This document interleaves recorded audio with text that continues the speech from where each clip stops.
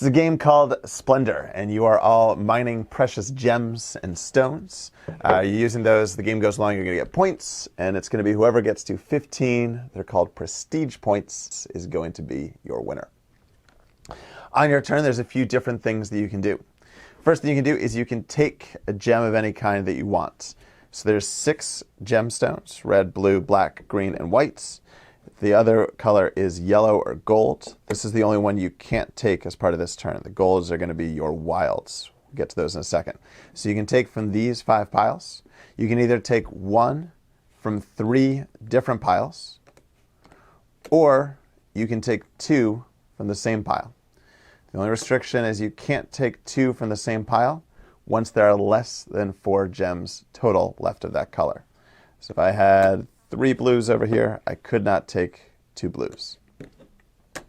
Take those gems, you add them to your collection of gems that are going to be growing as the game goes along.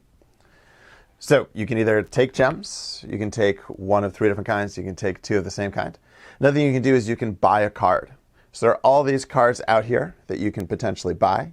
And how much each one costs is this number that's right here in the lower left-hand corner.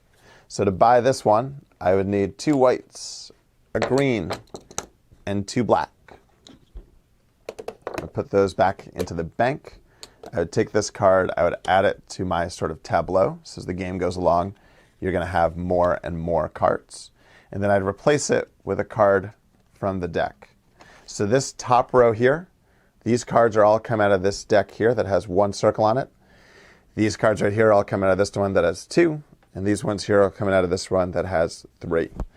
The higher the number of circles on it, basically the more powerful that deck is, the better those cards are going to be.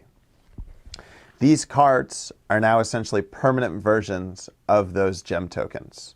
So when I want to buy something the next time, let's say I want to buy this, I basically already have 1 red counting towards this total.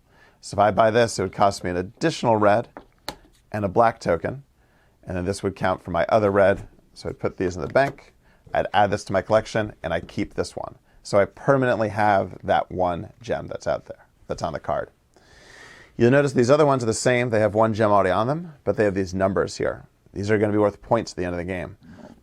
So if you buy this one, not only is it going to be worth a black gem every time you use it, but it's also going to be worth 3 points. Again, you're trying to get to 15 points. Part of the reason it matters if you have these cards is because they mean you can buy stuff without having to spend as much.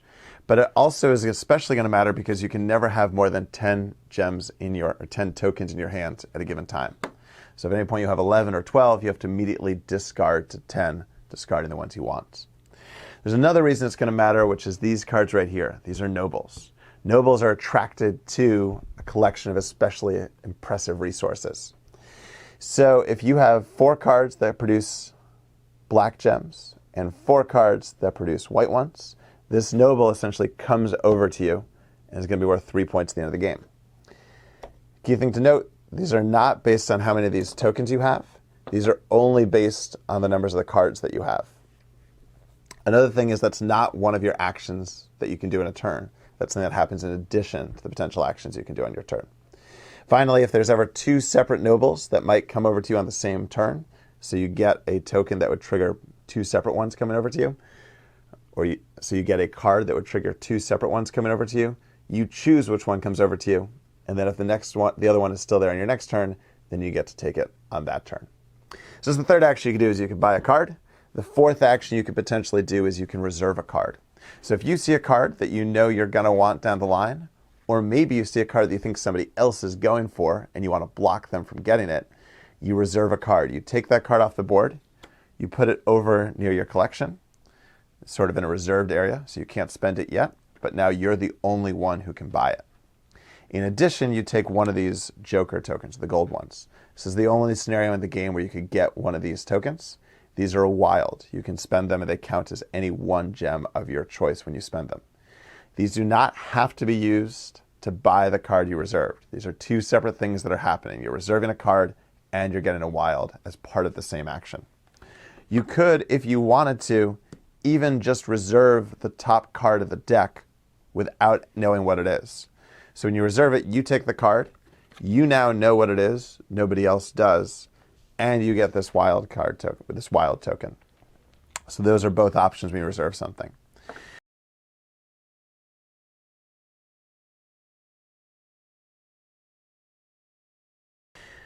Whenever you buy something or reserve it, you're going to take it off the board and you're going to replace it immediately with a card from that same deck.